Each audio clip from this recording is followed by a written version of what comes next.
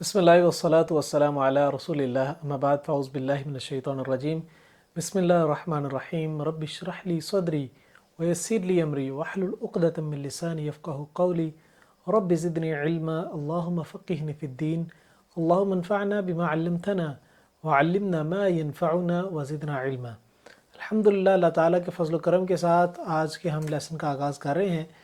آج کے لیسن میں انشاءاللہ ہم پارہ نمبر 9 کا دورہ کریں گے۔ اللہ تعالیٰ نے اس پارے کے اندر 2 صورتوں کا تذکرہ کیا، ایک سورۃ الاعراف کا جو کہ پارہ نمبر 8 کے اندر بھی چل رہی تھی، اور دوسری سورۃ انفال کا۔ تو اللہ تعالیٰ نے ان 2 صورتوں کا تذکرہ کیا۔ تو سورۃ الاعراف کے اندر اللہ تعالیٰ پچھلی قوموں کے تذکرے کر رہے ہیں اور ان کی خصلتوں کو بیان کر رہے ہیں کہ ان کے اندر یہ ان کی خصلتیں تھیں، یہ ان کی حرکات تھیں، تو لہٰذا تم نے یہ کام نہیں کرنے، اگر یہ کرو گے تو سزا پاؤ گے۔ اللہ تعالیٰ نے اس طریقے سے اس صورت کے اندر بیان سارا کیا۔ لیکن آگے سورۃ الانفال آئے گی، اللہ تعالیٰ نے اس صورت کے اندر مسلمانوں کو حکم دیا کہ وہ اپنی امت کے کافروں کے ساتھ یا امت کے مشرکوں کے ساتھ قتال کریں، جنگ کریں، اور وہ کس طریقے سے کریں، ان چیزوں کی ساری ڈیٹیل اللہ تعالیٰ نے سورۃ الانفال کے اندر بیان کی۔ اس پارے کے آغاز کے اندر یہ اللہ تعالیٰ نے سزا و جزا کا کنسیپٹ بیان کیا کہ دنیا کے اندر اگر آپ کوئی دین کے اوپر آتے ہیں، دین کے کام کرتے ہیں، یا کوئی خیر کا کام کرتے ہیں، کوئی شر کا کام کرتے ہیں، تو اس کی سزا آپ کو آخرت میں تو ملے گی ہی ملے گی، اس کے ساتھ ساتھ آپ کو اس دنیا کے اندر بھی اس کی سزا اور جزا ملتی رہے گی، وہ چاہے اس کی پوٹینسی تھوڑی ہو یا زیادہ ہو، لیکن اس دنیا کے اندر بھی اس کی سزا آپ کو ملے گی۔ اللہ تعالیٰ نے آیت نمبر 96 کے اندر بیان فرمایا، وَلَوْ أَنَّ أَهْلَ الْقُرَىٰ آمَنُوا وَاتَّقَوْا لَفَتَحْنَا عَلَيْهِمْ بَرَكَاتٍ مِّنَ السَّمَاءِ وَالْأَرْضِ وَلَكِنْ كَذَّبُوا فَأَخَذْنَاهُمْ بِمَا كَانُوا يَكْسِبُونَ۔ اور میں اگر ان بستیوں والے ایمان لے آتے اور بچ کر چلتے تو ہم ضرور ان پر آسمان اور زمین سے بہت ساری برکتیں نازل فرماتے۔ کہ اگر یہ لوگ بچ کے رہتے، تقوی اختیار کر کے رہتے، تو ان پر آسمان سے برکتیں نازل ہوتی، اور لیکن انہوں نے جھٹلایا تو ہم نے انہیں اس کی وجہ سے پکڑ لیا جو وہ کمایا کرتے تھے۔ جب انہوں نے جھٹلایا تو اللہ تعالیٰ نے ان کو سزا کے اندر پکڑ لیا۔ یہی کانسیپٹ یہ ہے کہ انسان جب دین کے اوپر چلنا شروع ہوتا ہے تو اللہ تعالیٰ آسمان سے رحمت و برکات کے دروازے کھول دیتا ہے، زمین سے برکات نکلنا شروع ہو جاتی ہیں، زمین سے معدنیات نکلنا شروع ہوتی ہیں، زمین سے فصل زیادہ اچھی اگنا شروع ہوتی ہے۔ اور برکات کا نزول ایک یہ بھی ہے کہ دیندار شخص جب دین کی طرف چل رہا ہوتا ہے تو وہ جب دنیا کا کوئی بھی کام کرتا ہے، کوئی بزنس کرتا ہے، وہ تھوڑا کماتا ہے لیکن اس میں برکت ایسی ڈلتی ہے کہ اس کے لیے کافی ہو جاتا ہے۔ یا وہ جب کما رہا ہوتا ہے، کوئی بزنس کر رہا ہے یا جاب کر رہا ہے، تو اللہ تعالیٰ ایسی برکات اور فضائل کا اپنا فضل نازل کرتے ہیں کہ اس کا بزنس کے اندر بہت زیادہ اس کو پروفٹ ہوتا ہے، جس کو وہ آرام سے بیٹھ کے کھاتا ہے۔ یا اللہ تعالیٰ کی برکت اور فضل یہ بھی ہوتا ہے کہ اس کو محنت نہیں کرنی پڑتی اور اس کو آؤٹ پٹ زیادہ ملتی ہے۔ تو یہ اللہ تعالیٰ کی طرف سے رحمت اور برکت اور فضل ہے جو اللہ تعالیٰ اہل ایمان پر اور دیندار لوگوں پر کرتے ہیں، جو لوگ دین کے لیے کام کر رہے ہوتے ہیں۔ آگے اللہ تعالیٰ نے جو ان سے ہے وہ برکت کا تذکرہ کیا کہ برکت ہوتی کیا ہے۔ یہ برکت ایک حوض کی طرح ہوتی ہے جس میں پانی اکٹھا ہوتا ہے، وہ حوض جس کے اندر پانی اکٹھا ہوتا ہے، یعنی کہ وہ کام جس کے اندر بہت ساری خیر جمع ہو جائے اس کو برکت کہتے ہیں۔ اللہ تعالیٰ کسی بھی کام کے اندر بہت سارا خیر کو جمع کر دے تو اس کو برکت کہتے ہیں۔ یہی کنسیپٹ ہے کہ انسان سمجھ لے کہ اس کے اندر برکت کا نزول ہونا شروع ہو چکا ہوا ہے۔ اس کے بعد اللہ تعالیٰ نے موسیٰ علیہ السلام کا اور فرعون کا تذکرہ کیا کہ اللہ تعالیٰ نے موسیٰ علیہ السلام کو اور ان کے بھائی ہارون کو، دونوں کو جو ان سے ہے وہ فرعون کے دربار میں بھیجا، جو کہا کہ جاؤ جا کے دین کی دعوت دو۔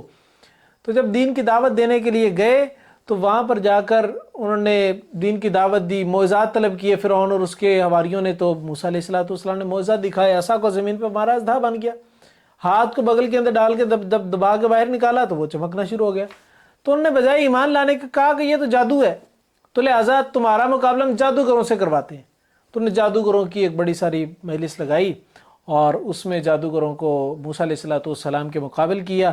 تو جب موسیٰ علیہ السلام کے مقابل کیا تو جادوگروں نے پہلے اپنا جادو دکھایا، انہوں نے رسیاں پھینکی جو سارے لوگوں کو لگنے لگیں کہ یہ کوئی سانپ بن گیا اور پورا پنڈال سانپوں سے بھر گیا۔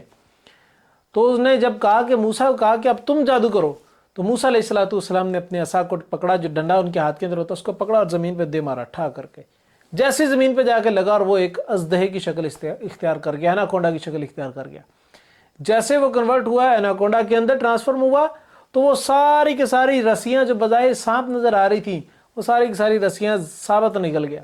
جب وہ ثابت نکل گیا تو باقی درباری تو نہیں سمجھ سکے، لیکن جادوگر سمجھ گئے کہ یہ موسیٰ نے جو ایسا پھینکا ہے یہ جادو نہیں ہے، کیونکہ جادو کے لیے منتر پڑھنے پڑتے ہیں، جادو کے لیے جو حرکات کرنی پڑتی ہیں وہ موسیٰ نے کوئی نہیں کی، جو منتر پڑھنے پڑتے ہیں موسیٰ نے کوئی زبان سے کلمات نہیں نکالے، اور موسیٰ نے تو بس عصا اٹھا کے زمین پہ مار دیے، اور جادو سے جادو ختم نہیں ہو جاتا۔ تو وہ حیران میں پڑ گئے اور وہ سمجھ گئے کہ یہ کوئی جادوگر نہیں ہے، یہ اللہ تعالیٰ کی طرف سے بھیجا گیا پیغمبر ہے، تو لہٰذا ان کے اوپر ایمان لے آئے۔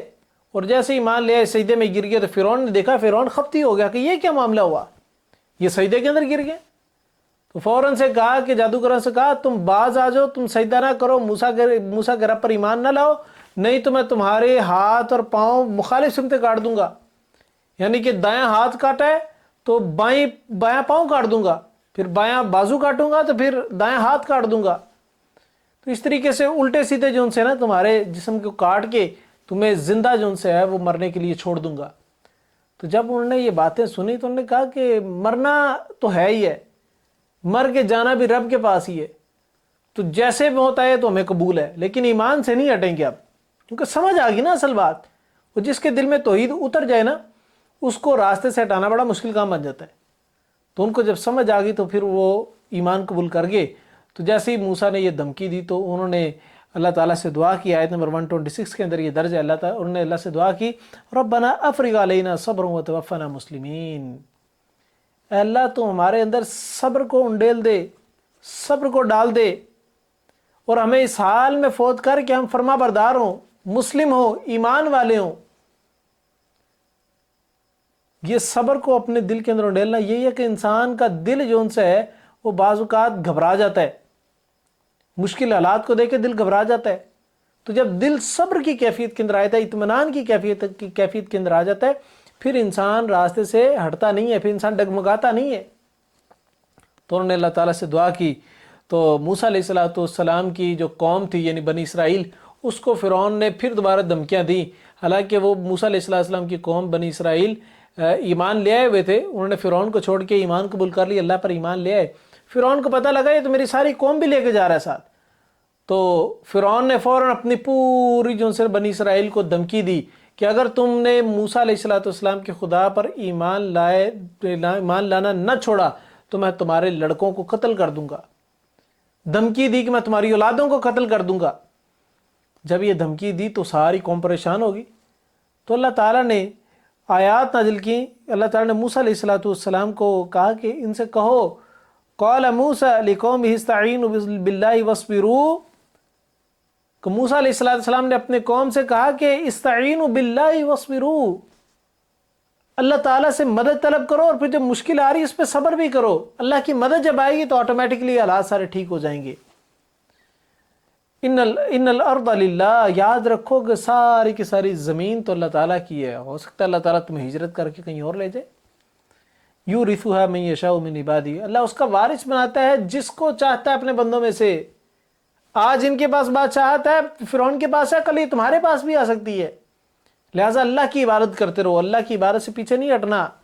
والعاقبۃ للمتقین، اور یاد رکھو انجام تو متقی لوگوں کے لیے ہے، بہتری تو متقی لوگوں کے لیے ہے، اخروی کامیابی تو متقی لوگوں کے لیے ہے، لہٰذا تم نے متقی بن کے رہنا ہے، فرعون کی باتوں کے اندر نہیں آنا۔ لیکن اس کے باوجود جب فرعون کی قوم باز نہ آئی، وہ بنی اسرائیل تو ایمان قبول کر گئے تھے، جب آل فرعون اور فرعون باز نہ آئے تو اللہ تعالیٰ نے ان پر عذاب نازل کیے، 7 قسم کے ان پر عذاب آئے، ان میں ٹڈیوں کا عذاب تھا، ان میں خون کا عذاب تھا، ان میں طوفان کا عذاب تھا، ان میں جو مینڈک کا عذاب تھا، ان میں قحط سالی کا عذاب تھا، ان میں پھلوں کی کمی کا عذاب تھا، ان میں جوؤں کا عذاب تھا۔ اللہ نے یہ 7 قسم کے عذاب ان کے پر نازل فرمائے۔ آیت نمبر 130 اور 133 کے اندر بیان فرمایا وَلَقَدْ أَخَذْنَا آلَ فِرْعَوْنَ بِالسِّنِينَ وَنَقْصٍ مِّنَ الثَّمَرَاتِ لَعَلَّهُمْ يَذَّكَّرُونَ فَأَرْسَلْنَا عَلَيْهِمُ الطُّوفَانَ وَالْجَرَادَ وَالْقُمَّلَ وَالضَّفَادِعَ وَالدَّمَ آيَاتٍ مُفَصَّلَاتٍ فاستکبروا وکانوا قوما مجرمین، فرمایا کہ ہم نے ان کے اوپر بھیجا عذاب، کن چیزوں کا؟ ان 7 قسم کی چیزوں کا عذاب بھیجا، اور جیسے یہ عذاب نازل ہوتا تھا تو یہ فرعون اور آل فرعون پریشان ہوتے تھے کہ اب اس سے کس طریقے سے بچیں۔ خون کا عذاب آیا تو جس بھی پانی کے اندر، جس بھی لیکوڈ کے اندر آ ڈالتے خون بن جاتا، پورا کے پورا دریا خون کی شکل اختیار کر گیا۔ پانی کے لیے گلاس میں پانی ڈالتے پینے کے لیے تو وہ گلاس کے اندر جو پانی ہوتا وہ بھی سرخ رنگ کا خون بن جاتا۔ نہانے کے لیے پانی اپنے سر پہ ڈالتے تو وہ خون بن جاتا۔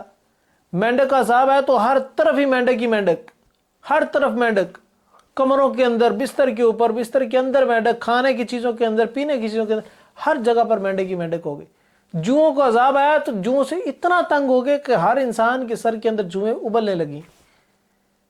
پھر ٹڈیوں کا عذاب آیا تو ہر جگہ پر ٹڈیاں ہر قسم کے کپڑے ٹک گئیں۔ پھر اسی طریقے سے طوفان آئے، قحط سالی آئی، اور پھلوں میں کمی ہوئی تو بھوکے مرنا شروع ہو گئے، سلطنت ڈوبنے کے قریب آ گئی۔ جب یہ حالات ہوتے تو فوراً موسیٰ علیہ السلام کے پاس جائے کہتے کہ تم اپنے رب سے دعا کرو کہ ہمارے سے عذاب ٹل جائے، اگر ہمارے سے عذاب ٹل گیا تو ایمان قبول کر لیں گے، اگر نہ ٹلا تو ہم نے ایمان نہیں قبول کرنا۔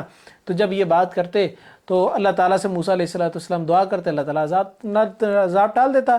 تو اللہ تعالیٰ نے آیت نمبر 136 اور 37 کے اندر جو ہے وہ بیان فرمایا، فَانْتَقَمْنَا مِنْهُمْ فَأَغْرَقْنَاهُمْ فِي الْيَمِّ بِأَنَّهُمْ كَذَبُوا بِآيَاتِنَا وَكَانُوا عَنْهَا غَافِلِينَ وَأَوْرَثْنَا الْقَوْمَ الَّذِينَ كَانُوا يَسْتَضْعَفُونَ مَشَارِقَ الْأَرْضِ وَمَغَارِبَهَا الَّتِي بَارَكْنَا فِيهَا وَتَمَّتْ كَلِمَةُ رَبِّكَ الْحُسْنَى عَلَى بَنِي إِسْرَائِيلَ بِمَا صَبَرُوا وَدَمَّرْنَا مَا كَانَ يَصْنَعُ فِرْعَوْنُ وَقَوْمُهُ وَمَا كَانُوا يَعْرِشُونَ۔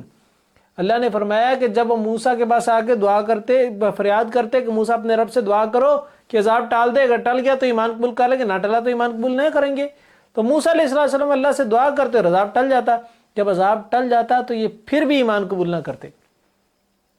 جب یہ اسی طریقے کی ان کی حرکتیں جاری رہیں تو اللہ تعالیٰ نے فرمایا فَانْتَقَمْنَا، تو ہم نے ان سے انتقام لیا، وَأَغْرَقْنَا، اور ہم نے ان کو غرق کر دیا، فِي الْيَمِّ، ہم نے ان کو غرق کر دیا سمندر کے اندر، پانی کے اندر، ان کو غرق کر دیا، پوری کی پوری قوم کو، پوری کی پوری فرعون اور آل فرعون کو، ساروں کو پکڑ کے پانی کے اندر غرق کر دیا اللہ تعالیٰ نے۔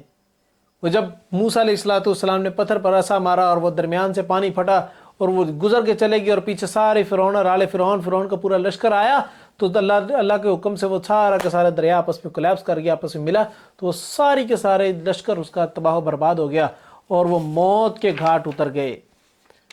جب موت کے گھاٹ اتر گئے تو اب بنی اسرائیل کو موسیٰ علیہ السلام لے کے وہاں سے نکل گئے۔ اب جب وہاں سے نکلے تو ایک ایسی قوم کے پاس جا کے پڑاؤ ڈالا جہاں پر قوم بت پرستی کرتی تھی، بتوں کی عبادت کرنے والی قوم تھی۔ تو انہوں نے دیکھا کہ یہ تو بتوں کی عبادت کرتے ہیں، یہ تو بڑا اچھا عمل لگ رہا ہے ہمیں، کیونکہ ان کے دل کے اندر غیر اللہ کی محبت بیٹھی ہوئی تھی نا، ساری زندگی فرعون کو سجدے کیے تھے، اب وہ کر عادی ہوئے تھے، دل کے اندر محبت بیٹھی تھی، عادت سے مجبور ہوئے پڑے تھے۔ تو انہوں نے موسیٰ علیہ السلام سے کہا موسیٰ ہمارے لیے بھی ان کی طرح کا کوئی معبود آپ بنا دیں جس کی ہم عبادت کریں۔ تو موسیٰ علیہ السلام نے کہا عقل سے کام لو، تمہیں اسی غلامی سے نکال کے لے کے آؤ، تم پھر غلامی پسند کر رہے ہو، پھر غیر اللہ کی غلامی کے اندر جانا چاہتے ہو۔ تو اللہ تعالیٰ نے اس کا نقشہ آیت نمبر 38 کے اندر بیان فرمایا وَجَاوَزْنَا بِبَنِي إِسْرَائِيلَ الْبَحْرَ فَأْتَوْا عَلَىٰ قَوْمٍ يَعْكُفُونَ عَلَىٰ أَصْنَامٍ لَهُمْ قَالُوا يَا مُوسَى اجْعَل لَّنَا إِلَٰهًا كَمَا لَهُمْ آلِهَةٌ قَالَ إِنَّكُمْ قَوْمٌ تَجْهَلُونَ۔ فرمایا کہ موسیٰ نے کہا کہ تم لوگ جہالت برتے ہو، جاہل قسم کے لوگ ہو، تمہیں ساری زندگی میں نے یہ بات سمجھائی کہ اللہ کے علاوہ کسی اور کے سامنے سجدہ نہیں کرنا، اللہ کے علاوہ کسی اور سے نہیں ڈرنا، تم پھر آج وہی حرکتیں کر رہے ہو۔ تو اس وقت تھوڑا بہت موسیٰ علیہ السلام کی بات کے کہنے پر وہ سمجھ گئے، باز آ گئے، لیکن جب موسیٰ علیہ السلام کو اللہ تعالیٰ نے کوہ طور پر بلایا 40 راتوں کے لیے اپنی عبادت کے لیے اور تورات دینے کے لیے، تو پیچھے سے اس قوم نے ساروں نے کیا کیا، اپنے ساروں نے زیورات ملائے، سونے ملو کے ایک انہوں نے بچڑا سا بنایا، گائے کا بچہ بنایا جس کے ایک سائڈ سے آواز آتی دوسری سائڈ سے نکلتی تھی تو اندر سے آوازیں آتی تھی سیٹی کی طرح کی، تو جیسی آوازیں آتی تھی تو وہ لوگ سارے کے سارے اس بچڑے کی عبادت کرنا شروع کر دی۔ کہ یہ اصل میں ہمارا خدا ہے، اس کے اندر سے آوازیں آتی ہیں، انہوں نے اس طرح کی حرکت کرنا شروع کر دی. کیوں؟ کیونکہ ان کو جو ان سے ہے وہ بچڑے کی محبت ان کو پلا دی گئی تھی، ان کے دل کے اندر غیر اللہ کی محبت بیٹھ گئی ہوئی تھی. تو اللہ تعالیٰ نے بیان فرمایا کہ وَاتَّخَذَ قَوْمُ مُوسَى مِن بَعْدِهِ مِن حُلِيِّهِمْ عِجْلًا جَسَدًا لَهُ خُوَارٌ أَلَمْ يَرَوْا أَنَّهُ لَا يُكَلِّمُهُمْ وَلَا يَهْدِيهِمْ سَبِيلًا اتَّخَذُوهُ كَانُوا ظَالِمِينَ. اللہ نے فرمایا کہ انہوں نے بچڑے کی عبادت شروع کر دی، اور وہ نہیں دیکھتے تھے کہ یہ نہ بچڑا ہم سے بات چیت کرتا ہے، یہ تو عجیب سی ایک آواز ہی نکلی ہے بس، نہ یہ بات چیت کرتا ہے، نہ یہ سیدھے راستے کی طرف رہنمائی کرتا ہے، نہ امر بالمعروف و نہی عن المنکر کا فریضہ ادا کرتا ہے، تو یہ پھر کس طریقے سے ہمارا خدا ہو سکتا ہے؟ فرمایا اتخذوا وکانوا ظالمین، اور انہوں نے اسے معبود بنا لیا اور وہ ظالم تھے. بس عبادت شروع کر دی اس چیز کی، حالانکہ نہیں پتا کہ یہ عبادت کیوں کر رہے ہیں. جو چیز خود بنائی ہے، خود بنا کے ایک چیز کی اس کی عبادت شروع کر دے. سبحان اللہ، کیسے جاہل قسم کے لوگ ہیں کہ ایک چیز خود بناتے ہیں پھر اس کے سامنے جھکنا شروع کر دیتے ہیں. آگے اللہ تعالیٰ نے جو ان سے بنی اسرائیل کی کچھ حرکات کے متعلق بیان فرمایا کہ یہ بنی اسرائیلی لوگ، ان کو پتا تھا اللہ کی نافرمانی کرنے پر سزا نازل ہوتی ہے، سزا آتی ہے، عذاب آتا ہے. تو انہوں نے ڈائریکٹلی نافرمانی تو نہیں کی، لیکن انڈائریکٹلی ساری حرکتیں وہی کی. وہ انڈائریکٹلی ساری حرکت کیا تھی؟ انہوں نے اللہ کی حرام کردہ چیزوں کے اوپر ہیلے بہانا شروع کر دیے.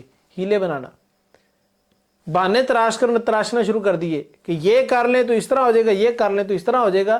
جب اس طرح کی حرکتیں کی تو اللہ نے ان پر بھی عذاب نازل کیا. ان کو ہفتے والے دن جو ان سے ہے وہ عبادت کرنے سے، جمعے والے دن عبادت کا حکم دیا تھا اور کوئی تجارت کرنے سے منع کیا، تو انہیں نافرمانی تو ڈائریکٹلی کی کہ نہیں جی ہم نے جمعے والے دن نہیں کرنا، ہفتے والے دن کر لیں گے. اللہ نے کہا ٹھیک ہے ہفتے والے دن کر لو. تو ہفتے والے دن کوئی مچھلی نہیں تم نے پکڑنی، یہ مچھیرے تھے سارے نا، ساحل سمندر کے پاس رہتے تھے. اللہ نے کہا تم نے مچھلی نہیں پکڑنی، نے کہا ٹھیک ہے. تو اس قوم میں سے ایک گروہ ایسا تھا جنہوں نے دیکھا کہ یار آج ہفتے والا دن ہوتا ہے تو مچھلی بڑی ابل کے آ رہی ہوتی سمندر کے اوپر. انہوں نے کیا کہ سمندر کے پاس چھوٹے چھوٹے گڑھے کھودنا شروع کر دیے، تالاب بنانا شروع کر دیے، اور بس تالاب بنا کے چھوڑ دیتے تھے. مچھلی ہفتے والے دن آنی اور آ کر ان تالابوں کے اندر آ کے قید ہو جانی، اور انہوں نے اس کا راستہ بند کر دینا. پھر جب اتوار کا دن آنا تو انہوں نے ان تالابوں میں سے مچھلیاں نکال لینی. اب اس طرح کے جب بہانے تراشنا شروع کیے تو اللہ تعالیٰ نے اس قوم پر بھی عذاب نازل کر دیا کہ یہ 2 نمبریاں، یہ فراڈیاں، یہ ڈنڈیاں اللہ تعالیٰ کے ساتھ نہیں چلتی. اللہ کو دھوکے میں نہیں ڈال سکتے. یہ تو حقیقت میں اپنے آپ کو دھوکے میں ڈال رہے ہوتے ہیں. تو اس قوم کو سمجھانے کے لیے کچھ لوگ اٹھے جنہوں نے ان لوگوں کو سمجھانے کی کوشش کی. تو ایک گروہ وہ تھا جو سمجھانے والا تھا، وہ کہتے تھے کہ خود بھی نہیں کرتے تھے اور دوسروں کو سمجھاتے تھے کہ یہ حرکت نہ کرو. یہ اس طریقے سے ہیلے تلاش کرنے سے، اللہ کی شریعت کے اندر کچھ چور دروازے تلاش کرنے سے اللہ کا عذاب اترتا ہے. جب اس طرح کی باتیں سمجھانے کے لیے اٹھے تو ایک گروہ تو سمجھانے والا، دوسرا گروہ وہ تھا جو خود بھی نہیں کرتا تھا اور یہ سمجھانے والا کہتا تھا یار ان کو نہ سمجھاؤ، یہ تو پکے ہارڈر عام ہوئے پڑے ہیں، ان کو نہ سمجھاؤ، کوئی سمجھانے کا فائدہ نہیں، ان پہ اللہ کا عذاب ہی آئے گا. ایک گروہ وہ ہے جو سمجھانے والا ہے، جو خود بھی نہیں کرتا اور سمجھاتا بھی ہے، اور دوسرا گروہ وہ ہے جو خود نہیں کرتا لیکن سمجھاتا نہیں ہے، اور تیسرا گروہ وہ ہے جو کہ یہ جرم کر رہا ہے. اللہ تعالیٰ نے ان تینوں گروہوں کے بارے میں بیان فرمایا کہ جب اللہ کا عذاب آیا تو عذاب 2 گروہوں پہ آیا. ایک وہ گروہ جو یہ حرکت کرتے تھے، اور دوسرا وہ گروہ جو خود تو نہیں کرتے تھے لیکن لوگوں کو روکتے بھی نہیں تھے، یعنی امر بالمعروف و نہی عن المنکر کا فریضہ نہیں انجام دیتے تھے، لوگوں کو اچھائی کی دعوت اور برائی سے نہیں روکتے تھے. یہ نقصان ہے کہ اچھائی کی دعوت نہ دینے کا، برائی سے نہ روکنے کا. اور فائدہ یہ ہے کہ آپ کے اوپر اللہ تعالیٰ کا عذاب نہیں آئے گا، آپ بری الذمہ ہو جائیں گے.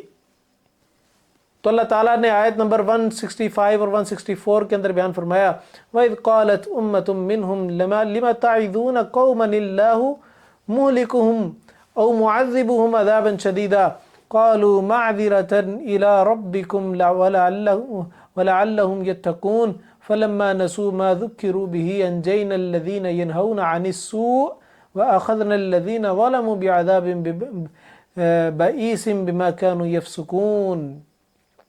اللہ تعالیٰ نے ساری کی ساری ڈیٹیل آیات کے اندر بیان فرمائی کہ بھئی یہ حرکت نہیں کرنی. اگر تم امر بالمعروف و نہی عن المنکر کا فریضہ انجام نہیں دو گے تو اللہ تعالیٰ کی طرف سے عذاب تمہارے اوپر بھی آئے گا۔ اس عذاب سے بچنا چاہتے ہو تو لوگوں کو اچھائی کی دعوت دو، لوگوں کو برائی سے روکو۔ یہ کام کرنا شروع کرو گے، اللہ کے ہاں تم اپنا یہ حجت تمام کر چکے ہوگے۔ اللہ کو کم از کم یہ تو بتا سکو، یا اللہ میں نے تو اپنی ایفرٹس پٹ کی ہیں، میں نے تو لوگوں کو دعوت دی تھی، آگے نہیں مانتے تو نہ مانے۔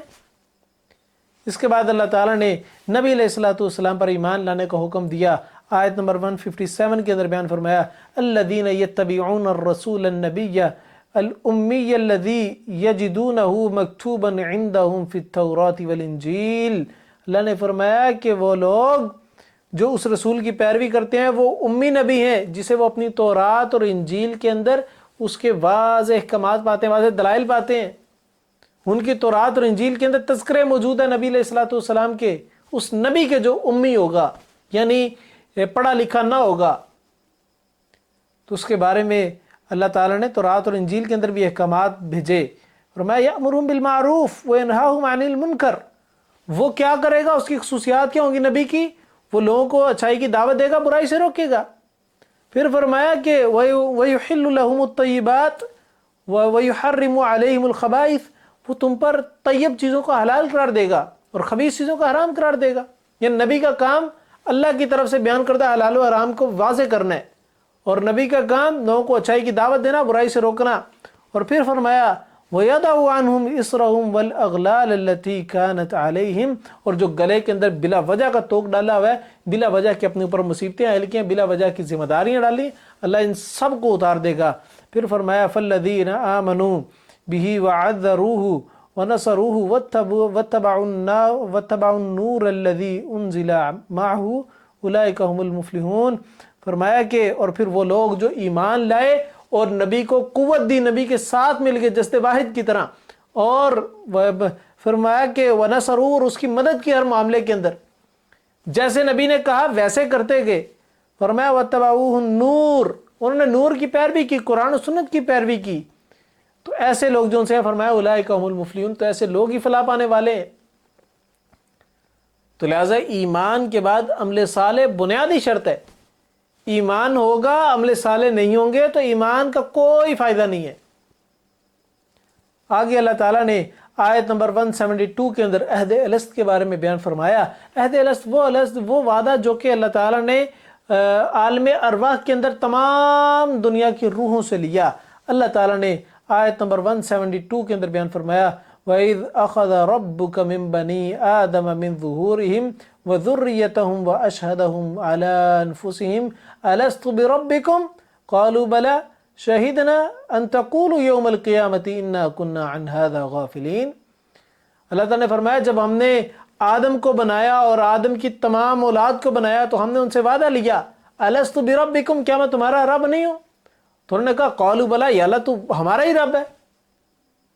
پھر انہوں نے کہا کہ شہیدنا، تو اللہ تعالیٰ نے کہا شہیدنا، اسی پہ سارے گواہ رہنا۔ اور پھر فرمایا ان تقولوا یوم القیامت انا کنا عن ھذا غافلین، اور کل قیامت کے دن یہ نہ کہنا کہ ہمیں پتہ نہیں تھا۔ اللہ تعالیٰ نے یہ وعدہ تمام انسانیت سے لیا، تمام انسانیت کی روحوں سے، اور یہ وعدہ وہ ہے جو کہ انسانی فطرت کے اندر اللہ تعالیٰ نے بٹھا دیا۔ اب یہ ہمیں وعدہ تو یاد نہیں، لیکن ہماری فطرت کے اندر یہ ضرور ہے کہ ہمیں بنانے والا کوئی ہے، اس نظام کو چلانے والا کوئی ہے، اور وہ ایک ہی رب ہو سکتا ہے جو نظر نہیں آتا، جو کسی جگہ پر سما نہیں سکتا، وہ ہر جگہ پہ قدرت رکھنے والا ہے، وہ عرش کے اوپر مستوی ہے، آسمانوں کے اوپر ہے۔ کوئی بندہ ایتھیسٹ بھی ہو، جب مشکل کے اندر آتا ہے تو اس کی نگاہیں آسمان کی طرف اٹھتی ہیں۔ کوئی غیر مسلم بتوں کو سجدہ کرنے والا بھی ہو، جب وہ فتح نصیب ہوتی ہے تو اس کی نگاہیں آسمان کو اٹھتی ہیں، ہاتھ آسمانوں کو اٹھتے ہیں۔ یہ انسان کی فطرت کے اندر اللہ تعالیٰ نے کچھ چیزیں رکھ دی ہیں۔ اس کے بعد اللہ تعالیٰ نے اپنے اسماء الحسنہ کا تذکرہ کیا اور کہا کہ ان کے ذریعے سے اللہ تعالیٰ سے وسیلہ طلب کیا کرو، اللہ کو واسطہ دیا کرو ان ناموں کا۔ اللہ تعالیٰ نے آیت نمبر 180 کے اندر بیان فرمایا وَلِلَّهِ الْأَسْمَاءُ الْحُسْنَى فَادْعُوهُ بِهَا، اللہ تعالیٰ کے پیارے پیارے نام اسماء الحسنى ہیں، فَادْعُوهُ بِهَا، تو اس کے ذریعے سے اللہ سے دعا کیا کرو۔ وَذَرُوا الَّذِينَ يُلْحِدُونَ فِي أَسْمَائِهِ، اور چھوڑ دو ان لوگوں کے جنہوں نے الہاد کیا، جنہوں نے چینجنگ کی ناموں کے اندر، ان لوگوں کو چھوڑ دو، ان لوگوں کے ساتھ نہ دو۔ اللہ کے ناموں کو چینجنگ کرنا کیا ہے؟ جس طرح اللہ سے اللات بنا دینا، العزیز سے عزا بنا دینا، یہ اللہ کے ناموں میں چینجنگ ہے؟ یہ اللہ کے نام اٹھا کے کسی اور کو دے دینا، اللہ رازق ہے تو فلاں پیر صاحب بھی رازق ہے، پیر عبد القادر جیلانی کی بھی یہی خصوصیت ہے، تو یہ اللہ کے نام اٹھا کے کسی اور کو دے دینا یہ بھی الحاد ہے۔ فرمایا کہ سیجزون ما کانوا یعملون، تو اللہ تعالیٰ جلد ہی ان کو بدلہ دے گا جو یہ عمل کرتے ہیں۔ جس طریقے سے یہ اللہ کے ناموں کے اندر الحاد پیدا کر رہے ہیں نا، چینجنگ پیدا کر رہے ہیں، انکار کر رہے ہیں اللہ کے ناموں کا، اس طریقے سے اللہ ان کو کل قیامت کے دن بتائے گا کہ انکار کیسے کرتے ہیں۔ آگے اللہ تعالیٰ نے 188 کے اندر بیان فرمایا قُلْ لَا أَمْلِكُ لِنَفْسِي نَفْعًا وَلَا ضَرًّا إِلَّا مَا شَاءَ اللَّهُ وَلَوْ كُنْتُ أَعْلَمُ الْغَيْبَ لَاسْتَكْثَرْتُ مِنَ الْخَيْرِ وَمَا مَسَّنِيَ السُّوءُ إِنْ أَنَا إِلَّا نَذِيرٌ وَبَشِيرٌ لِقَوْمٍ يُؤْمِنُونَ۔ اللہ تعالیٰ نے بیان فرمایا کہ جو علم غیب ہے وہ صرف اور صرف اللہ تعالیٰ کی ذات کے لیے خاص ہے، اللہ کے علاوہ کسی اور ہستی کو علم غیب نہیں ہے، کوئی اور ہستی نفع و نقصان کی مالک نہیں ہے، کوئی کرنی بھرنی والا نہیں ہے، کوئی جن سے ہے وہ قسمت کھڑی کرنے والا نہیں ہے، کوئی مشکل کشا کو حاجت روا نہیں ہے۔ اللہ نے بیان کیا نا کہ اے نبی کہہ دو کہ میں اپنے نفس کے لیے بھی، اپنی ذات کے لیے بھی کسی قسم کے نفع و نقصان کا مالک نہیں۔ یہ کون کہہ رہے ہیں؟ اللہ تعالیٰ کہہ رہے ہیں۔ کس کو؟ نبی علیہ الصلوۃ والسلام کو کہ اے نبی تم ساری امت کو اعلان کر دو۔ کیوں؟ کیونکہ آنے والے دور کے اندر یہ امتی ہی، تمہاری امت کے ہی کچھ لوگوں کو نفع نقصان کا مالک سمجھنا شروع کر دیں گے، تو لہٰذا تم اعلان کر کے ان کو بتا دو کہ نبی بھی کسی قسم کے نفع و نقصان کا مالک نہیں اپنی ذات کے لیے۔ جب نبی اپنی ذات کے لیے کسی قسم کے نفع و نقصان کا مالک نہیں تو یہ عام انسان، یہ پیر فقیر، یہ بابے کس طریقے سے ہو سکتے ہیں؟ فرمایا وَلَوْ كُنْتُ أَعْلَمُ الْغَيْبَ لَاسْتَكْثَرْتُ مِنَ الْخَيْرِ۔ فرمایا کہ یہ اصول بیان کر دیا کہ جس کے پاس علم غیب ہوتا ہے وہ تمام قسم کی خیر کو سمیٹ کے اپنے لیے رکھ لیتا ہے۔ نبی نے تو خیر ساری لوگوں میں تقسیم کر دی، اپنے لیے تو رکھی کچھ نہیں۔ وَمَا مَسَّنِيَ السُّوءُ، اور اس کو کسی قسم کی تکلیف نہیں پہنچتی۔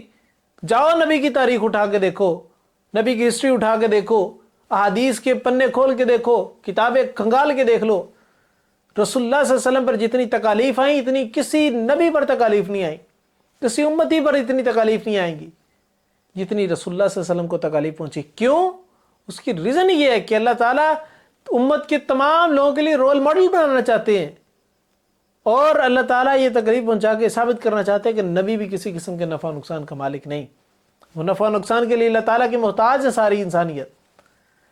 فرمایا کہ ان انا الا نذیر و بشیر القوم یؤمنون، اور فرما دیجئے کہ نبی جو میرا مقصد ہے، یعنی نبی اے لوگوں، نبی ان لوگوں سے کہہ دو کہ نبی کا مقصد کیا ہوتا ہے؟ نبی بشیر اور نذیر ہوتا ہے، یہ اچھے اعمال پر خوشخبری سنانے والا ہوتا ہے اور برے اعمال پر ڈرانے والا ہوتا ہے۔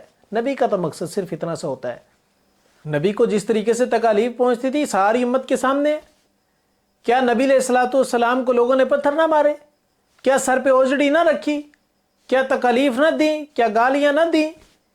کیا غزوات کے اندر رسول اللہ صلی اللہ علیہ وسلم کے چہرہ مبارک زخمی نہ ہوا؟ کیا دانت مبارک شہید نہ ہوئے؟ اگر نفع و نقصان کے مالک ہوتے اللہ کے رسول صلی اللہ علیہ وسلم تو کیا اللہ کے رسول صلی اللہ علیہ وسلم اپنے 70 صحابہ کو شہید ہونے دیتے جو مشرکین مکہ نے دھوکے سے بلا کر شہید کر دیا؟ کہ اللہ کے رسول صلی اللہ علیہ وسلم اپنے چچا حمزہ کو بچاتے نا، جن کا ہندا نے کلیجہ چبا لیا تھا؟ کہ اللہ کے رسول صلی اللہ علیہ وسلم اپنے نواسوں کو، سیدنا حسن و حسین کو اس ظلم سے بچا نہ لیتے اگر نفع نقصان کے مالک ہوتے؟ یہ سوچنے کی چیزیں ہیں، یہ قرآن غور و فکر کے لیے ہے، اس پہ غور و فکر کیا کریں تاکہ سمجھ آ سکے کہ یہ چل کیا رہا ہے معاشرے کے اندر۔ اللہ کے رسول صلی اللہ علیہ وسلم کی حدیث صحیح مسلم کے اندر روایت ہے، حدیث نمبر 177، سیدہ عائشہ بیان کرتی ہیں کہ جو شخص یہ گمان کرے کہ آپ علیہ السلام اس بات کی خبر دیتے تھے کہ کل کیا ہوگا تو اس نے اللہ تعالیٰ پر جھوٹ باندھا، کیونکہ اللہ تعالیٰ خود فرماتا ہے کہ اے نبی آپ فرما دیجئے اللہ کے سوا آسمان اور زمین میں کوئی بھی غیب نہیں جانتا، قُلْ لَا يَعْلَمُ مَنْ فِي السَّمَاوَاتِ وَالْأَرْضِ الْغَيْبَ إِلَّا اللَّهُ۔ یہ سیدہ عائشہ کا قول ہے رضی اللہ تعالی عنہ، کہ جس نے اس بات کا اقرار کیا، اس بات پر یقین رکھا کہ اللہ کے رسول صلی اللہ علیہ وسلم کل کی خبر بتایا کرتے تھے کہ کل یہ ہوگا، پھر یہ ہوگا، یہ ہوگا، اٹ مینس کہ وہ اس بات کا تصور رکھتا ہے کہ اللہ کے رسول غیب کا علم رکھتے ہیں، تو اس نے اللہ پر جھوٹ باندھا. کیوں؟ کیونکہ اللہ نے خود کہا کہ کہہ دو کہ کوئی بھی نہیں جانتا کہ زمین و آسمان کے غیب میں کیا ہے سوائے اللہ تعالیٰ کے. اب اللہ کے علاوہ کسی اور کو عالم غیب تسلیم کرنا یہ شرک ہے، یہ سراسر کفر ہے. اللہ تعالیٰ ہم سب کو اس طرح کے کفر اور شرک سے بچائے. اس کے بعد اللہ تعالیٰ نے مشرکین مکہ کے کچھ شرک کے متعلق بیان کیا کہ یہ اپنی اولادوں کو جا کر، شرک کی بڑی قسموں میں ایک یہ قسم یہ تھی، اپنی اولادوں کو جا کر پیروں کے نام پر درباروں پہ جا کر اور بتوں کے آستانوں پہ جا کر ذبح کر دیتے تھے، یعنی بلی چڑھا دیتے تھے. اور اگر بلی نہ بھی چڑھاتے تو جو ان کی اولاد پیدا ہوتی، جو صحت مند اولاد ہوتی، وہ کہتے یہ تو پیروں نے دی ہے. ان کا نام کیا رکھتے؟ پیراں دیتا. اور اگر اللہ نے دیا ہوتا تو اس کا نام بڑا عجیب و غریب سا رکھ دیتے. تو یہ ان کا رویہ ہے. اللہ تعالیٰ نے آیت نمبر 192 کے اندر بیان فرمایا اَيُشْرِكُونَ مَا لَا يَخْلُقُ شَيْءٌ وَهُمْ يُخْلَقُونَ وَلَا يَسْتَطِيعُونَ لَهُمْ نَصْرًا وَلَا أَنفُسَهُمْ يَنْصُرُونَ. بلکہ اللہ تعالیٰ نے فرمایا فَلَمَّا آتَاهُمَا صَالِحًا جَعَلَ لَهُ شُرَكَاءَ فِي مَا آتَاهُمَا فَتَعَالَى اللَّهُ عَمَّا يُشْرِكُونَ. پھر جب اس نے انہیں تندرست بچہ عطا کیا تو دونوں نے اس کے لیے اس میں شریک بنا لیے جو اس نے انہیں عطا کیا تھا. بس اللہ اس سے بلند ہے جو وہ شریک بناتے ہیں. تندرست بچہ دینے والی ذات اللہ تعالیٰ کی ہے، اور نسبت کس کی طرف کر رہے ہیں؟ پیروں کی طرف. اولاد اللہ تعالیٰ نے دی ہے، بیٹا اللہ نے دی ہے، اور جا کے نظر نیاز کی طرف چڑھا رہے ہیں دربار کے اوپر کہ فلاں دربار پہ آ کے ہم نے وہ دھاگا باندھا تھا، وہ تالا باندھا تھا، وہ یہاں پہ لا کے وہ کپڑے باندھے تھے، یہاں پہ لا کے ذرا دھاگا باندھ دیا تھا، کڑا باندھ دیا تھا، جس کی وجہ سے ہماری جو ان سے نا وہ یہاں پر اولاد ہوگی. وہاں پر جا کر وہ ایک نمک ہم نے چاٹ لیا جس کی وجہ سے اولاد ہوگی. نعوذ باللہ من ذالک. میرا ایک دربار پہ جانا ہوا، قصور کی سائڈ پر ایک دربار ہے، وہاں پر جب جانا ہوا تو وہاں پر دربار کے احاطے کے اندر جہاں پر قبر موجود تھی، قبر کے پاس وہ 4 دیواری سی بنائی ہوتی ہے، 4 دیواری کے چاروں کارنرز کے اوپر گنبد سے بنے ہوئے تھے جو کہ ماربل کے پتھر کے تھے. میں نے دیکھا کہ ایک گنبد ٹوٹا ہوا ایک سائڈ پہ رکھا انہوں نے کپڑے کے اندر لپیٹ کے. تو وہاں پر ایک عورت آئی اور اس نے آ کر ادھر کے متولی سے اشارہ کیا اس طریقے سے. تو اس متولی نے اس کپڑے کو کھولا اور اس کے اندر سے گنبد اٹھا کے دیا. تو اس عورت نے وہ گنبد اٹھایا اور اپنی چیسٹ کے اوپر سارا اس طریقے سے ملا اور اس کو واپس دے دیا. وہ جب عورت چلی گئی میں نے اس متولی سے سوال کیا کہ اس عورت نے یہ کیا کی ہے؟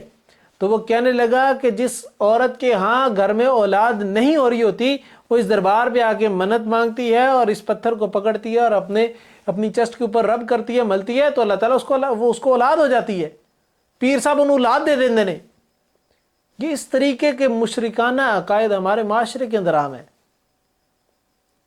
اللہ تعالیٰ ہم سب کو اس طریقے کے شرک سے بچائے. اللہ نے ایک اصول بیان کیا، جو لوگ خود پیدا ہوئے ہیں وہ مخالق کس طریقے سے ہو سکتے ہیں؟ مخلوق کی عبادت نہیں کی جاتی، خالق کی عبادت کی جاتی ہے. جو لوگ خود پیدا ہو رہے ہوں وہ دوسروں کے نفع و نقصان کے مالک کیسے ہو سکتے ہیں؟ وہ جو خود پیدا ہو رہے ہیں وہ اپنی پیدائش کے دوران جو ان کی ماں کو تکلیف پہنچی وہ اس کو ختم نہ کر سکے تو وہ تمہاری تکلیف کو کدھر دور کریں گے؟ جو مرنے کے بعد خود اپنے آپ کو غسل دینے کے قابل نہ رہے، وہ اپنے کپڑے اتارنے کے قابل نہ رہے، اپنے آپ کو قبر میں اتارنے کے قابل نہ رہے، لوگوں نے خود ان کو غسل دیا، خود ان کو ننگا کیا، ان کے کپڑے اتارے تو ان کو خود قبر کے اندر اتارا. جو لوگ اس حد تک محتاج ہوں وہ خود کس طریقے سے معبود بن سکتے ہیں؟ وہ کس سوچ کے ساتھ لوگوں کو سجدہ کرواتے ہیں؟ یہ سوچنے کی چیزیں ہیں. آگے اللہ تعالیٰ نے جو ان سے ہے وہ وسیلے کے متعلق تذکرہ کیا کہ قبر پرستی کے اندر یاد رکھو کہ اللہ کے رسول کا واسطہ دینا، اللہ کے رسول صلی اللہ علیہ وسلم یا اللہ تعالیٰ کی کوئی محبوب ترین چیزوں کا واسطہ دینا حرام ہے. کیوں؟ کیونکہ اس کا کوئی ایک دلیل بھی ہمیں پوری شریعت کے اندر نہیں ملتی. ہاں اللہ کو اس کے نیک ناموں کا واسطہ دو، اپنے نیک اعمال، اللہ کے اس کے پیارے ناموں کا واسطہ دو، اپنے نیک اعمال کا واسطہ دو کہ اللہ اگر تجھے یہ نیک عمل قبول ہے تو ہمارے اس مشکل کو دور کر دے. تو اللہ تعالیٰ انشاءاللہ دور کر دیں گے. اللہ کو اس کے نیک ناموں کا، اللہ کو اس کے پیارے ناموں کا واسطہ دو. یا اللہ تجھے تیرے رضاق ہونے کا واسطہ ہے تو مجھے رزق عطا کر دے. اللہ تعالیٰ قبول کر لے گا، اللہ دے دے گا رزق. یا کسی بڑے بندے کے پاس جانا، کسی بزرگ کے پاس، کسی نیک شخص کے پاس جانا اور جائے کہنا کہ آپ میرے لیے دعا کر دیں، یہ بھی وسیلہ ہے. یہ 3 قسم کے وسیلے صرف شریعت کے اندر موجود ہے، اس کے علاوہ چوتھے کسی وسیلے کی حیثیت شریعت کے اندر موجود نہیں ہے۔ آگے اللہ تعالیٰ نے آیت نمبر 194 کے اندر بیان فرمایا ان الذین تدعون من دون اللہ عباد امثالکم فادعوہم فلیستجیبوا لکم ان کنتم صادقین۔ فرمایا بے شک تم جنہیں تم اللہ کے سوا پکارتے ہو وہ تمہارے جیسے بندے ہیں، بس انہیں پکارو تو لازم ہے کہ تمہاری دعا قبول کرے اگر تم سچے ہو۔ جن کو تم پکار رہے ہو نا، ضروری ہے پھر وہ تمہاری باتوں کا جواب بھی دیں، وہ اس کو قبول بھی کریں تمہاری دعاؤں کو۔ دعاؤں کو قبولیت کے اختیار تو صرف اللہ کے پاس ہے، یہ کس طریقے سے ان سے جا کے دعائیں کرتے ہیں۔ آگے اللہ تعالیٰ نے قرآن مجید کو پڑھنے کے کچھ آداب کا تذکرہ کیا کہ قرآن مجید اللہ کا کلام ہے، یہ کوئی عام کتاب نہیں ہے۔ جو اللہ کا کلام ہو اس کو کھولنے کا، اس کو پڑھنے کا کیا ادب ہوگا؟ سب سے پہلا ادب اللہ تعالیٰ نے آیت نمبر 204 کے اندر بیان فرمایا وَإِذَا قُرِئَ الْقُرْآنَ فَاسْتَعِذْ بِاللَّهِ مِنَ الشَّيْطَانِ الرَّجِيمِ۔ فرمایا جب قرآن مجید کی تلاوت کی جانے لگے فَاسْتَعِذْ بِاللَّهِ مِنَ الشَّيْطَانِ الرَّجِيمِ، تو تم نے اس سے جن سے ہے وہ فوراً اللہ تعالیٰ کی پناہ طلب کرنی ہے۔ اور پھر اللہ تعالیٰ نے بیان فرمایا کہ وَإِذَا قُرِئَ الْقُرْآنَ فَاسْتَمِعُوا لَهُ وَأَنصِتُوا لَعَلَّكُمْ تُرْحَمُونَ۔ جب اللہ تعالیٰ کے قرآن کی تلاوت کی جائے فَاسْتَمِعُوا لَهُ وَأَنصِتُوا، تو اس کو غور سے سنو، خاموش رہو، بولو نہیں۔ غور سے سننا تم نے، بولنا نہیں ہے۔ لَعَلَّكُمْ تُرْحَمُونَ، تاکہ تمہارے پر رحم کیا جائے۔ یہ غور سے سننا اور خاموش رہنے سے انسان کے دل کے اندر بات اترتی ہے، انسان کی عقل کے اندر بات گھستی ہے، جس سے انسان کو ہدایت ملتی ہے، اور جب ہدایت ملتی ہے انسان پر آٹومیٹکلی اللہ تعالیٰ رحم کر دیتے ہیں۔ آگے اللہ تعالیٰ نے دوران تلاوت خود تلاوت کرنے کو ٹھیک قرار دیا۔ اللہ تعالیٰ نے آیت نمبر 205 کے اندر بیان فرمایا وَاذْكُرْ رَبَّكَ فِي نَفْسِكَ تَضَرُّعًا وَخِيفَةً وَدُونَ الْجَهْرِ مِنَ الْقَوْلِ بِالْغُدُوِّ وَالْآصَالِ وَلَا تَكُن مِّنَ الْغَافِلِينَ۔ اور میں اپنے رب کو یاد کرو اپنے نفس میں، اور عاجزی کے ساتھ اور خوف سے اور بلند آواز کے بغیر الفاظ سے صبح و شام کے تم اللہ تعالیٰ کا ذکر کر سکتے ہو۔ یہ اللہ تعالیٰ نے ذکر کرنے کے طریقے بیان فرمائے۔ خاموشی کے ساتھ ذکر کرو، گڑ گڑاتے ہوئے ذکر کرو، چھپ کے ذکر کرو تنہائی کے اندر، اور اونچی آواز سے ذکر کرو، صبح کرو، شام کرو، ہر طریقے سے ہر جگہ پہ بیٹھ کے عبادت ہو سکتی ہے، اللہ کا ذکر ہو سکتا ہے، لیکن بات صرف اتنی ہے کہ اللہ کا ذکر کرو۔ اللہ کے ذکر سے اپنے آپ کو غافل نہ کرو۔ آگے اللہ تعالیٰ نے سورۃ انفال کا تذکرہ کیا۔ سورۃ انفال کے اندر اللہ تعالیٰ نے مومنوں کو جو احکامات دیے کہ تم نے اپنی امت کے مشرکوں کے ساتھ کس طریقے سے قتال کرنا ہے، یہ سورۃ رمضان 2 ہجری کے فوراً بعد نازل ہوئی۔ ہجرت کر کے اللہ کے رسول صلی اللہ علیہ وسلم مدینہ چلے گئے ہیں، 2 سال تقریباً گزر گئے ہیں، رمضان کا مہینہ آ گیا ہے۔ رمضان کا مہینہ جیسے ہی گزرا تو اللہ تعالیٰ نے اس سورت کو نازل کر دیا۔ اس میں پورے ڈیٹیل کے اندر جہاد کے احکامات ہیں۔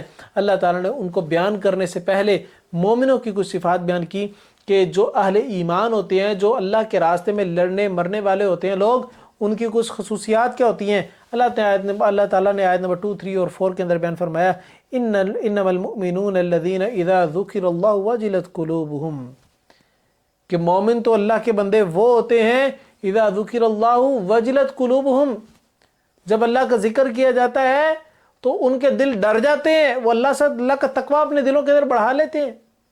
پھر فرمایا وَإِذَا تُلِيَتْ عَلَيْهِمْ آيَاتُهُ زَادَتْهُمْ ایمانا، جب اللہ کی آیات کی تلاوت کی جاتی ہے تو ان کا ایمان اور زیادہ مضبوط ہو جاتا ہے، ان کو یقین بڑھ جاتا ہے۔ پھر فرمایا وَعَلَىٰ رَبِّهِمْ يَتَوَكَّلُونَ، تیسری خصوصیت یہ ہے کہ اپنے رب پر توکل کرتے ہیں، یقین رکھتے ہیں کہ میرے رب نے میرے لیے بہتر انتظام کیا ہے، میرا رب میرا مقابلہ کسی کے ساتھ بھی کروایا اس میں یقیناً بہتری ہوگی ہمارے لیے۔ پھر فرمایا چوتھی خصوصیت الذین یقیمون الصلاۃ، وہ اللہ کے سامنے گڑ گڑاتے ہیں، وہ اللہ کے سامنے سجدہ ریز ہوتے ہیں، وہ نماز کو قائم کرتے ہیں۔ پھر پانچویں خصوصیت بیان فرمائی وَمِمَّا رَزَقْنَاهُمْ يُنْفِقُونَ، جو اللہ نے ان کو رزق دیا اس میں سے خرچ بھی کرتے ہیں۔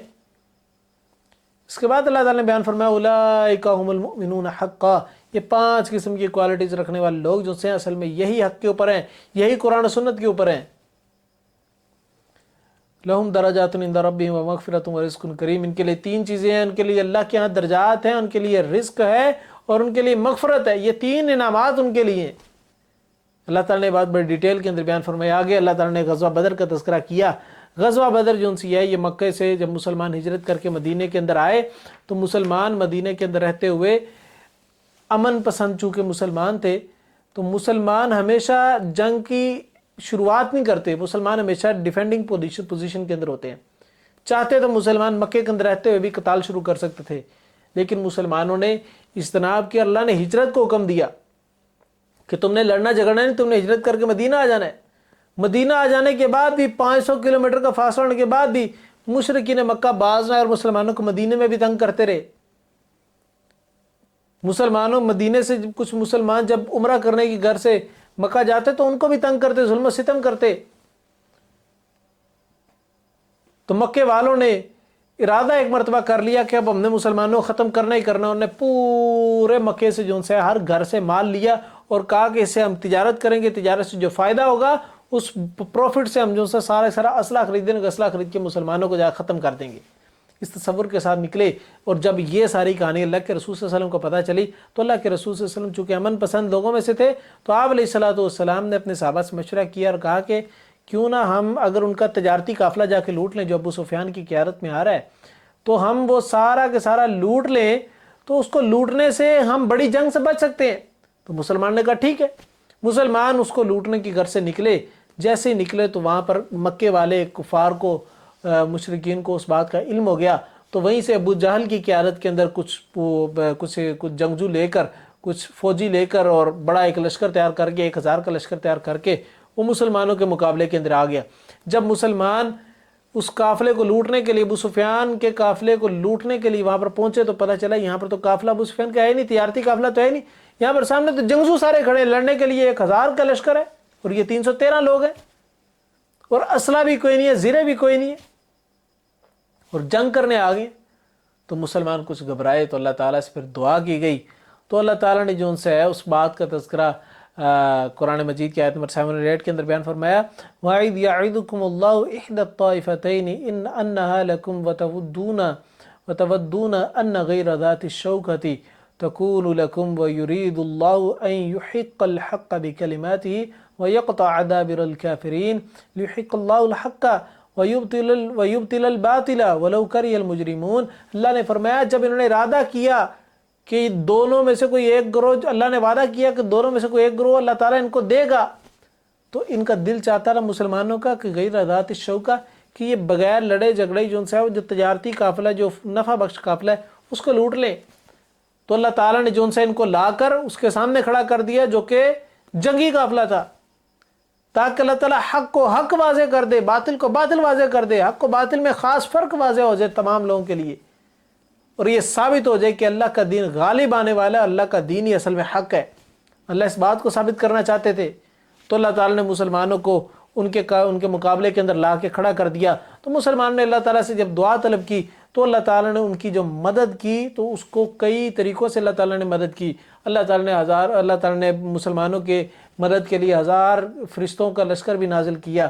اللہ تعالیٰ نے مدد کے لیے ان پہ اونگ بھی طاری کر دی اور مدد کے لیے ان کے لیے بارش بھی برسی، تاکہ وہ جو ریتلی اور ہلکی ہلکی مٹی والی زمین تھی وہ ساری کی ساری جم جائے اور وہاں پر یہ جم کے ان کے پاؤں کھڑے ہو جائیں۔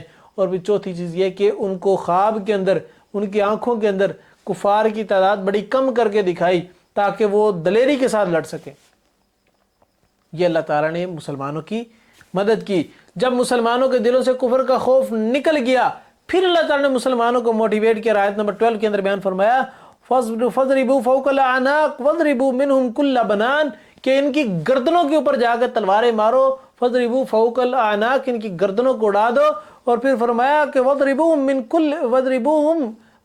مِنْهُمْ كُلَّ بَنَانٍ، کہ ان کے ایک ایک جوڑ کو جا کر توڑ دو، ان کے ایک ایک پوروں کو علیحدہ کر دو، ان کے ایک ایک بازو سے جوڑ علیحدہ کر دو۔ اس طریقے سے ان کو مارنا ہے کہ ان کی ایک ایک ہڈی ٹوٹ جائے، ان کے ایک ایک جوڑ ٹوٹ جائیں، یہ اٹھنے کے قابل نہ رہے، اس طریقے سے ان کو قتل کرنا ہے۔ اس طریقے سے مسلمانوں کو موٹیویٹ کیا اور اللہ تعالیٰ نے جوش دلایا۔ تو پھر اللہ تعالیٰ نے جہاد کا جب کرنے کا اعلان کروایا تو جہاد کے کچھ آداب بھی سکھائے، فرمایا کہ جب اللہ کے لیے تم لڑنے چلے جاؤ تو پھر پیچھے نہیں ہٹنا۔ اللہ تعالیٰ نے آیت نمبر 15 اور 16 کے اندر بیان فرمایا یا ایھا آمنو اذا لقیتم الذین کفروا زحفا فلا تولوهم الادبار، اے مسلمانوں جب جو ایمان لائے ہو جب تمہارا مقابلہ کافروں کے ساتھ ہو فلا تولوهم الادبار تو تم نے پیٹھ پھیر کے نہیں بھاگنا، میدان جنگ سے بھاگنا نہیں ہے۔ حق بات کہے اور ڈٹ جائے، پھر چاہے گردن کٹ جائے، پھر خون بھی بہے، دشمن بھی کہے کردار مجاہد زندہ ہے۔ اس طریقے سے مسلمان لڑے کہ یا تو شہادت لے کے آئے یا پھر انسان غازی بن کے آئے، یہ مومن کی شان ہے۔ آگے اللہ نے بیان فرمایا وَمَن يُوَلِّهِمْ يَوْمَئِذٍ دُبُرَهُ إِلَّا مُتَحَرِّفًا لِقِتَالٍ أَوْ مُتَحَيِّزًا إِلَى فِئَةٍ فَقَدْ بَاءَ بِغَضَبٍ مِّنَ اللَّهِ وَمَأْوَاهُ جَهَنَّمُ وَبِئْسَ الْمَصِيرُ۔ فرمایا کہ اگر تو پیچھے ہٹنا چاہتے ہو تو دو صورتوں کے اندر ہے، ایک تو یہ کہ کچھ جنگی چال چلنے کی صورت میں ان کو دھوکہ دے کے تم پیچھے ہو جاؤ اور دھوکہ دے کے اچانک سے ان پہ حملہ کر دو، اور دوسرا یہ کہ پیچھے ہٹو اور جا کر اپنے دوبارہ لشکر کے ساتھ مل کے دوبارہ حملہ کرو، لیکن بھاگنا نہیں ہے میدان جنگ سے۔ فرمایا اگر کوئی بھاگے گا قد باء بغضب من اللہ تو اللہ تعالیٰ کا عذاب ساتھ لے کے جائے گا، اللہ کا غضب ساتھ لے کے لوٹے گا۔ وبئس المصیر، اور یہ کتنا برا ٹھکانہ ہوگا جہنم کا ٹھکانہ۔ آخر اللہ تعالیٰ نے جہاد کے بارے میں ڈیٹیل کے اندر ساری چیزیں بیان کرنے کے بارے میں ایک جو ریزن بیان کی جہاد کی، وہ کیا ہے؟ جہاد کے مقصد اللہ کے دین کو غالب کرنا ہے، اللہ کے دین کو تخت پر نافذ کرنا ہے۔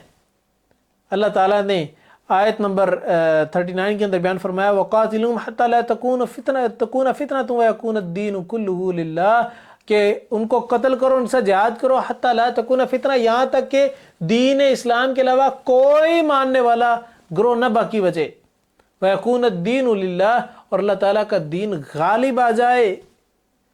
فَإِنِ انْتَهُوا فَإِنَّ اللَّهَ بِمَا يَعْمَلُونَ بَصِيرٌ، اگر تم اس سے باز آ جاؤ تو یاد رکھو کہ اللہ تعالیٰ جانتا ہے، اللہ تعالیٰ کے علم کے اندر ہے، اللہ تعالیٰ دیکھ رہا ہے جو تم لوگ عمل کر رہے ہو۔ آخر کے اندر اللہ تعالیٰ نے کفار کے متعلق بیان کیا کہ کافر لوگ اللہ سے عذاب طلب کرتے تھے۔ ابو جہل کے بارے میں آتا ہے کہ یہ کعبے کا غلاف پکڑ کے دعائیں کرتا تھا، یا اللہ اگر میں سچا ہوں اور محمد جھوٹے ہیں تو ان کے اوپر پتھروں کی نازل کر دے، پتھروں کی بارش برسا دے، اور اگر میں جھوٹا ہوں اور محمد سچے ہیں تو ہمارے اوپر پتھروں کی بارش نازل کر دے۔ تو اللہ تعالیٰ کے رسول صلی اللہ علیہ وسلم کی حدیث بخاری کی روایت ہے 4648 نمبر، تو آپ علیہ السلام نے فرمایا کہ یہ لوگ دعا کیا کرتے تھے اللہ اگر یہ قرآن تیری طرف سے برحق ہے تو ہمارے اوپر پتھروں کی بارش برسا یا ہمیں دردناک قسم کے عذاب سے دوچار کر دے۔ یہ ابو جہل دعا کرتا تھا، تو اللہ تعالیٰ نے اس دعا کو قبول نہ کیا اور ان کے اوپر عذاب نازل نہ کیا، اور ریزن بیان کیا آیت نمبر 33 کے اندر وَمَا كَانَ اللَّهُ لِيُعَذِّبُهُمْ وَأَنْتَ فِيهِمْ وَمَا كَانَ اللَّهُ مُعَذِّبُهُمْ وَهُمْ يَسْتَغْفِرُونَ۔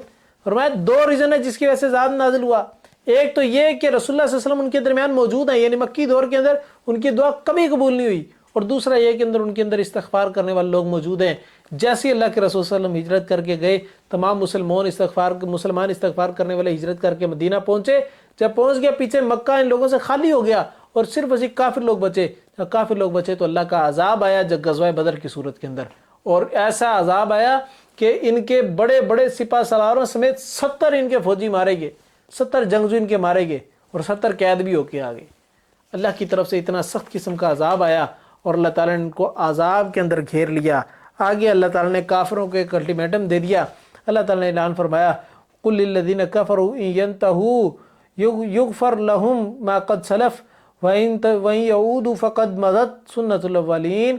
فرمایا کہ اگر یہ لوگ باز آ جائیں تو ان کو معاف کر دیا جائے گا، ابھی بھی ان کے پاس وقت ہے، یہ باز آ جائیں ان کو معاف کر دیا جائے گا، ان کے گناہوں کو چھوڑ دیا جائے گا، اور اگر یہ دوبارہ پلٹیں گے اسی کفر کے اوپر ہی، اسی ضد کے اوپر ہی آئیں گے، پھر یاد رکھیں فقط مضت سنت الاولین، کہ پہلے لوگوں کی سنت، پہلے لوگوں کا طریقہ گزر چکا ہے۔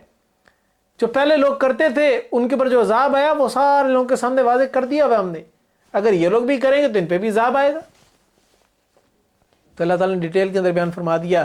آگے مسلمانوں کو فتنے کے خاتمے تک جہاد کرنے کو حکم دیا۔ آیت نمبر 39 کے اندر بیان فرمایا کہ وَقَاتِلُوهُمْ حَتَّى لَا تَكُونَ فِتْنَةٌ وَيَكُونَ الدِّينُ كُلُّهُ لِلَّهِ فَإِنِ انْتَهُوا فَإِنَّ اللَّهَ بِمَا يَعْمَلُونَ بَصِيرٌ، کہ فتنے کے ختم ہونے تک اسلام کے مخالف جتنے نظریات ان سب کے ختم ہونے تک تم نے جہاد کرنا ہے۔ اللہ کے رسول صلی اللہ علیہ وسلم کی ایک حدیث ہے، صحیح بخاری کی روایت نمبر 25 ہے، آپ علیہ الصلوۃ والسلام نے فرمایا مجھے حکم دیا گیا ہے کہ لوگوں سے اس وقت تک جنگ کروں کہ وہ اس بات کا اقرار کر لیں کہ اللہ کے سوا کوئی معبود نہیں اور محمد صلی اللہ علیہ وسلم اللہ کے سچے رسول ہیں، اور نماز ادا کروں اور زکوٰۃ ادا کریں، اور نماز ادا کر یہاں تک کہ یہ لوگ نماز ادا کرنے لگ گئے اور اللہ اور اس کے رسول کو تسلیم کرنا شروع کر دیں اور زکوٰۃ ادا کرنا شروع کر دیں۔ جس وقت یہ لوگ یہ کام کرنا شروع کر دیں تو مجھ سے اپنے جان اور مال کو محفوظ کر لیں سوائے اسلام کے حق کے، تو ان کا حساب اللہ کے ذمہ ہے۔ یعنی جہاد کفار سے تب تک ہوگا جب تک وہ توحید کا، رسالت کا، نماز کا اور زکوٰۃ پر یقین نہ کر لیں اور عمل نہ کرنا شروع کر دیں۔ جب تک ان 4 چیزوں کا اقرار نہ کر لیں ان سے جہاد کرتے رہنا۔ جب یہ 4 چیزوں کا اقرار کر لیں پھر یہ امن کی کنڈیشن کے اندر آ جائیں، پھر یہ اسلام کے اندر آ جائیں گے، پھر ان کو تم نے نہیں چھیڑنا۔ یہ وہ تمام احکامات ہیں جو اللہ تعالیٰ نے اس پارہ نمبر 9 کے اندر بیان فرمائے۔ اللہ سے دعا ہے کہ اللہ تعالیٰ ہم سب کو قرآن و سنت کو سمجھ کر عمل کرنے والا بنائے۔ میں نے اس پورے پارے میں جو کچھ بیان کیا جو صحیح بیان ہوا وہ صرف اور صرف اللہ رب العزت کی توفیق کے سبب سے تھا، اور اگر بیان کرنے میں کوئی غلطی کوتاہی ہوئی ہے تو میرے طالب علم ہونے کی پختہ دلیل ہے۔ وآخر دعوانا ان الحمد للہ رب العالمین۔ السلام علیکم ورحمۃ اللہ وبرکاتہ۔